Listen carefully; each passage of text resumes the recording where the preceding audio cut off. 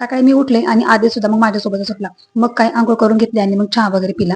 आरवीला सुद्धा उठवलं कारण तिला जायचं होतं ट्युशनला. तिचा नाश्ता वगैरे झाला, छान असं तिला रेडी केलं आणि मग तिची बॅग भरली आणि आधी सुद्धा ना तिला असं बाय करत होता. तसं तर रोज ना तो 9 वाजता उठतो, जेव्हा आरवी क्लासला ट्युशनला जाते ना त्यावेळेस तो उठतो, पण आज तर लवकरच उठला होता. त्यानंतर ना मग आदेशचं खायचं केलं. ही नाचणीची मी अशी पावडर करून ठेवली. आदेशच्या आवडीचा जर खाऊ असताना तर तो स्वतःहून खाली बसतो आणि खाऊ दे म्हणतो. त्याला जर का खायचं नसेल ना मग तो इकडे तिकडे पळायला लागतो आणि मग काही मी सुद्धा मग त्याच्या मागे पळत असते.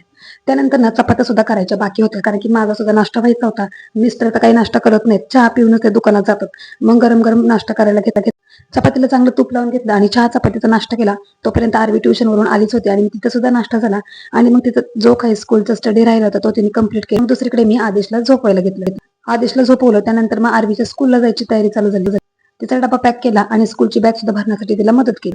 या टायमिंग पर्यंत आदेश झोपतोच, त्यामुळे मग आरवीचं स्कूलचं पटकन आवरून होतं. तिला छान असं रेडी केलं आणि मग ती स्कूलला गेली.